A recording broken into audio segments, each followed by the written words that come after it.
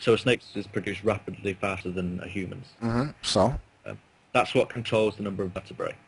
Now, if that were slowed over time, then there'll be fewer vertebrae. There is a chance that over the years there will be mutations which cause the slowing of the process, which would mean that a tail would shrink. Yeah. Well, that's fine. That's a nice, an imaginative scenario. Just too bad there's no evidence in science that it's ever happened. See? It's been seen in embryonic development. Yeah, that's called a deformity, and it's caused by spina bifida, and it produces a fat module that's covered with skin. It's not connected to the spine. It has no function of a tail whatsoever. It has no bones in it. It's skin. The reason a snake has, for instance, sometimes over 300 segments in the spinal cord is because the process for which the spinal cord is produced is quickened. It increases tempo. The segments are produced at the same amount of time. So the faster the process goes, the more segments in the spinal cord there will be. Mutations. Okay, what you've just done is imagined that if this process were changed in the distant past, this would cause creatures to have more or fewer vertebrae, and that this is evidence or reason to believe that it happened that human beings once had a tail. But see, here's my hypothesis. There are pink space monkeys making pizza on Mars, just because I believe it's true. Is that scientific? Not a bit. We have monkeys, and wait, now I base my theory on the fact that we have monkeys, and the color pink exists, and there is pizza, and Mars exists. Therefore, there's pink space monkeys on Mars making pizza. Less than 3. See, do you see makes as much sense as what you're saying to me? Because I can imagine that it might have happened by some imaginary process that we don't know of that ever existed in a human being. Therefore, it did. That's not science, pal. That's fantasy. Just say something. We're not saying that human beings themselves had tails. We're saying that our ancestors had tails. I'm fully aware of that. But there's no evidence of it, and there's no mechanism that could produce it known in science. The reason I told you about this process is because it allows... What the imaginary one? It's not imaginary, it's been proven. Wait, so show me the forms. We can watch embryonic development. We know how the spinal cord is formed. It allows for the increase or decrease the number of spinal segments, which makes it possible that humans could have had tails in the past. Possible that they could have? That's not science, pal. It's not science. It's imagination. Please listen. Okay. So we know the process. We know that it can increase or decrease the number of spinal segments. No, we don't. Wait, I have to stop you. I'm sorry. We know the process. We don't know of any such process. You have imagined that the development, the embryonic development of a human being could be extrapolated to become a process by which it would happen in distant past. There is no known such process which causes the tails to form or could cause a tail to form. This is in your imagination. You're saying we know of the process, so you're doing the same discredit to science that evolutionist scientists do. You're saying because I can imagine it, therefore it did, and that's why it did. That's not science. Would you agree that the process can be tested? The process by which the spinal cord is formed, the process by which the spinal segments are formed. It's already been observed. Exactly. Right. So we know that an increase or decrease in number of spinal segments can happen. No, not increase. No, we don't.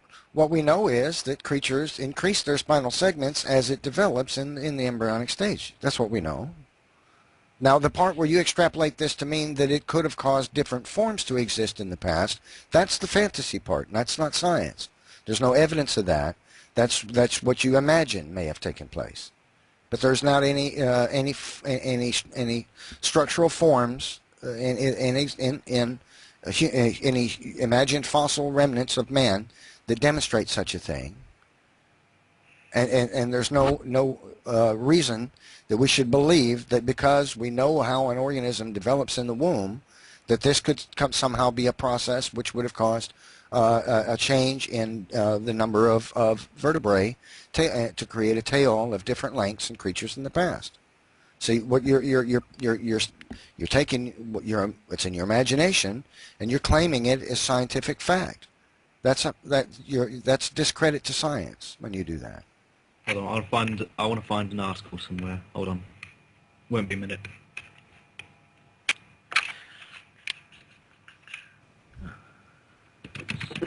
See, that's not how science works. Science doesn't allow us to just imagine something must have had happened in the past and then say it did.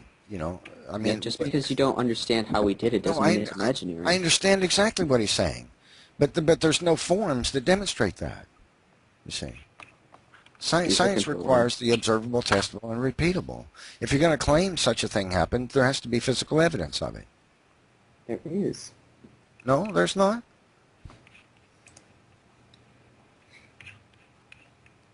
There's not even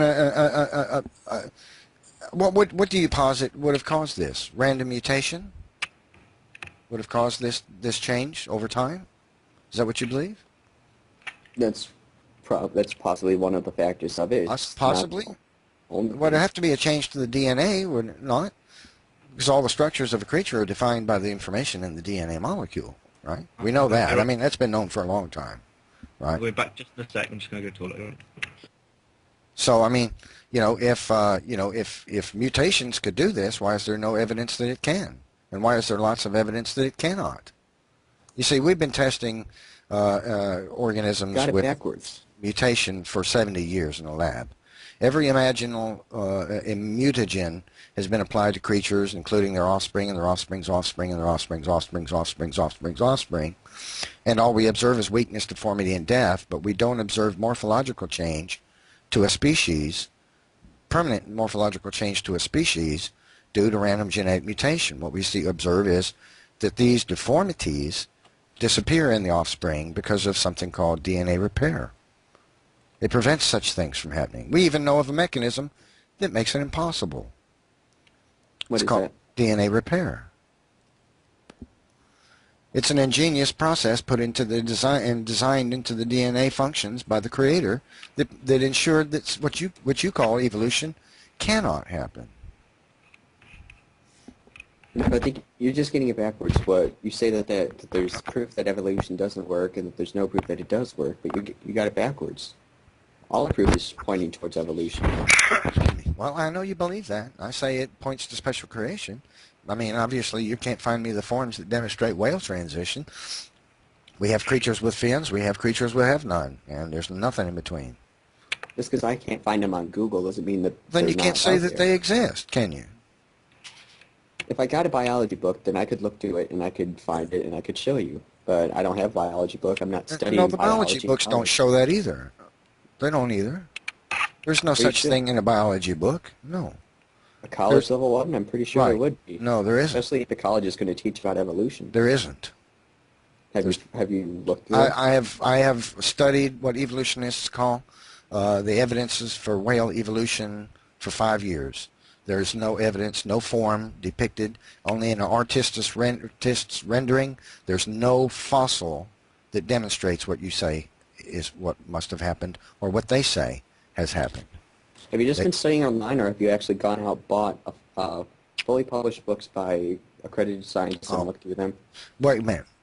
Does the University of Berkeley and Harvard and Yale and William and Mary College and the University of Ontario and the University of Paris and the University of Berlin and the University of Stockholm, do they not have evolution websites where they discuss all this and present their supposed evidence? Quite obviously they do.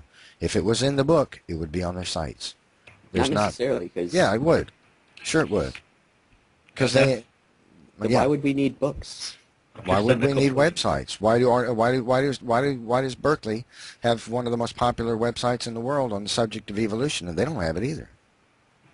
If it happened, where's the evidence? There's no such fossil, my friend. I know you believe they might exist. There is none. No fossil demonstrates the transition of whales into a creature which has fins on the outside. There's no steps in between. There's no fossil they can line up and say, look, this one has more of a bone, and then this one has a fully formed bone, and this one has another, and it's longer in this one, and then this one is beginning to protrude from the outside into the outside of the animal, and now this one, it's got some little nubbin of something developing into a limb, and then this one has got a tiny little, wow, it's a fin. There is no such forms. Not one fossil. None. I'm pretty sure I could show you I know any you amount think, but I'm asking you for it. I could show you any amount of steps in between them, and you would still say that it's not enough. No, you can't show me any such thing. There is no such thing. You see, it's all in the imagination, evolution. It's what we imagine happened, what could have happened, what we think might have happened. There's no physical evidence of it. The physical evidence points to special creation. We have creatures of various morphologies and homologies. We have no evidence that they could have transitioned, that they did ever transition. We don't even know of a mechanism. This makes it possible. Now, why would all these scientists think it if there is no real evidence for it? Because I can tell you why, and you won't like the answer. You probably laugh, but I don't really care. It's because they don't want to acknowledge the existence of God. Pretty sure that there's plenty of Christians that yeah, are 40% of scientists, roughly, are Christians. And they're still evolutionists, most of them. Mm-hmm. That doesn't, believing in God doesn't necessarily mean you'll believe in evolution.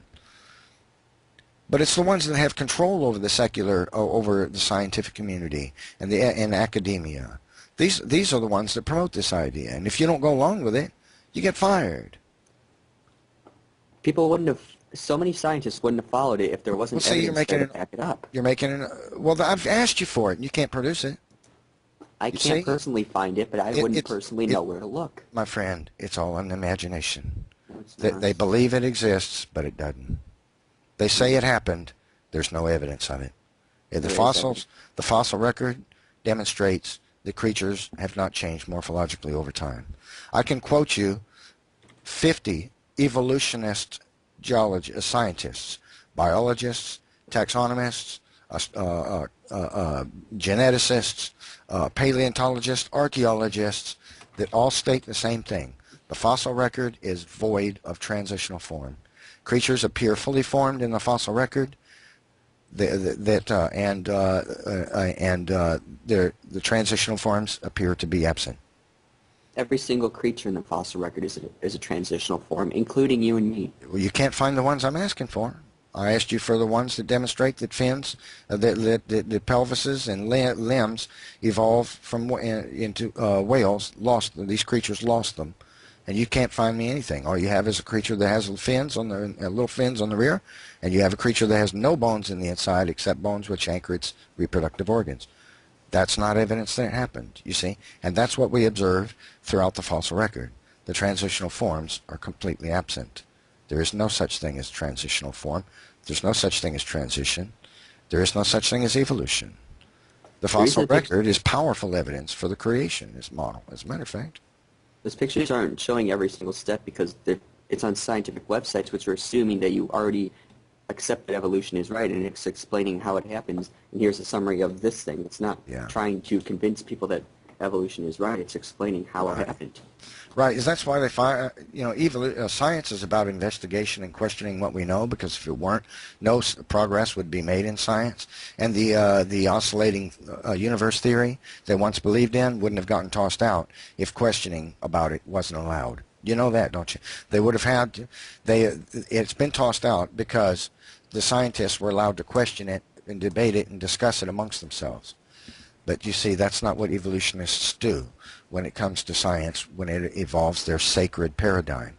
If science were secular science were truly about investigation and interrogation of what the evidence is, then the evolution would be allowed to be questioned because of the absence of evidence for it and the powerful evidences that demonstrate it couldn't be true. But that they don't allow it because they protect the paradigm. And that's why the astronomer I described to you got fired when he refused to back down from his data. Now, the scientific community isn't one big conspiracy to disprove God. It sure is. Much of it is. It really is. Science is used to So it is. to explain and explore the world around us, and from the evidence that science has found in the world around us, it shows that there is no God. That doesn't mean that it's trying to disprove God. It's just saying we don't see any reason to believe in God. Yeah, I know, but then that's why evolution is promoted like a religion, without evidence. And evolution isn't made to disprove God either. It's to show how we can. That's exactly how it came into explanation being. we have for how things happened. That's exactly how it came into being. But to deny the Creator. That's the history of evolution theory. That's how it began. No. Yeah. I wouldn't go that far. Well, I would, and there's evidence for that. It really is. You know, Professor W.R. Thompson, director of Commonwealth Institute of Biological Control, wrote an introduction to the 1957 reissue of Charles Darwin's book on the origin of the species, in which he stated, the success of Darwinism was accomplished by a decline in scientific integrity. There is already evidence in the reckless statements of Haeckel and the shifty, devious, histrionic arguments of H.T. Huxley. You see, H.T. Huxley was called Darwin's bulldog, and he put forth a lot of lies and slander of creationists in the public eye and in the what then was called, you might call, the scientific community, for the purpose of getting creationists kicked out of academia and science so that they could have a control over it. That's where it all began. In fact, he also stated, to establish the community required by theory, historical arguments are invoked even though historical evidences are lacking. Thus are endangered those fragile towers of hypothesis based on hypotheses. In other words, circular logic. We believe it happened, therefore it did. That's what he's saying. He said it's furthermore where fact and fiction intermingle as inextricable confusion. What he's trying to say here is that during the early years of the evolution theory, this idea was fought for like a religious paradigm, and that's why, even going back to T.H. Huxley and before, and this is why this book even exists. That's what he's saying in so many words. And now if you study the history of evolution theory, you'd find that a lot of devious, unscientific, unprofessional things were done in the years from, say, 1820 to 1865 or 75 to shut creationists out of science and out of academia for good. And they've accomplished that goal. And the reason is because the men who did this refused to acknowledge, the majority of them, refused to acknowledge the existence of God. And that's the whole purpose, that the reason the evolution theory even exists. The reason that creationism is kept out of the science field is because it's not scientific. It goes against science. No, quite the opposite. See, you're telling me things that are science. You're saying this is what happened, but you can't provide me a single fossil that demonstrates it. You believe it on faith, you see, and that's what they do. They believe it on faith. They believe it happened. They can't provide a single scrap of evidence for it, and everything we've learned in science demonstrates it couldn't happen, much less did. See, you believe it on faith. They believe it too, and they take what creatures we do have and say, look, this is what happened before that one. But where's the evidence of it? See? None. We have the evidence, you just refuse to see it. I'm asking you for it. You can't show it to me. I don't What am I personally know supposed to where to see? go for it. What am I supposed to see? What you imagine exists, you don't even know exists. You claim it does, even though you don't know what it is. You say it must exist, and that's what I should believe upon, what you say. And that's what they tell you in so many words in a university class, is evolution happened because we say so. Oh, don't worry about arguing about it. You're not here to discuss it with me. If you want to join the students' union debate team, and you can argue about them. But you're in the classroom. You need to be quiet and take notes, because I'm the teacher and you're the student, and you're not here to question what I've got to say. This is the curriculum in the book. This was established by all the scientists, and you either believe it or you make an F. That's what goes on in classrooms. Nephilim, have you ever gone into university and asked a biologist? Not gone to a university to ask a biologist, no. Why should I? Well, I've watched numerous videos of them explain all the various tenets of their theories right there on the internet. I can sit and watch them do it right there. Why do I need to go to a classroom? I can watch classroom videos made of classrooms right on the internet. I've read their articles on their websites in which they describe this imaginary transitional evidence. The biologists in universities are often and mostly always the most well-educated on the subjects. If you find pointless going to argue with them about evolutionary biology, who are you arguing against? People who aren't as well educated in the subject. I've seen what they say, plenty of it. I've been studying it for 5-6 years. I have.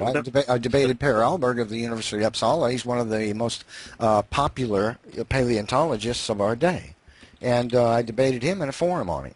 Destroyed him, too. It made him so embarrassed, he got angry at me, threatened to sue me, and quit the debate.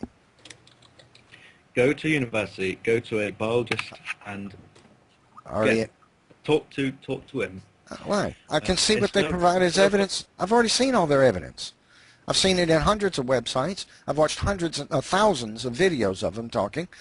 What do I need to go in my car to a classroom and listen to them tell me about something that they can't show me with their own hands? So why are you debating people on YouTube? Because I've studied the evidences for 5-6 years now. So go argue with the biologists in universities then? I've studied what they have to say and the evidences they provide for 6 years. Again, so why do you argue with people on YouTube? There's no difference. No, to demonstrate that evolution is false, so people who don't know any better will see that argument and see what I say and see what the evolutionist says and say, wow, you know what, I need to investigate this. Maybe this creationist is right. Creationist is right. They go to the internet, find creationist information, and compare it to what the scientific method demonstrates, compare it to what we absolutely actually observe in science, and compare it to the claims of the evolutionist and say, you know what, the creationist is right. That's why I do it. What I don't understand is why you find it pointless to argue with university biologists, but you find it useful to ask evolutionists on YouTube to debate you. I didn't say I found it pointless. I'll debate any scientist on this planet. So why don't you go debate a biologist at university? I have. Dr. Mark A. McPeak. When? About may I see some I kept a transcript of it. I don't publish the entire thing, but I publish parts of it now and then. Well, I'll give you a little bit of it. Let me find it. What I'm suggesting is, why don't you go? No, it's not that evolutionist scientists are just clamoring to debate a layperson creationist. You know that, yeah, right? So they would be I don't happy expect to explain it to you. I've had them try, pal. I've had them try. I've fallen flat on their face. You could go to a lecture at a university. You could go ask for a slot. I have a better reach here than I would there in front of 20 people, or 50 or 100 people. On my site, I'll upload a video. If it gets popular, thousands of people see it. You can go one-on-one with one of them. You can just visit them in their off hours and say, "Hey, can you explain this to me?" I would love to. I would love to. I don't need to be explained to. I enjoy debating them. I would be very pleased to do that if they would allow it to be recorded on video or audio.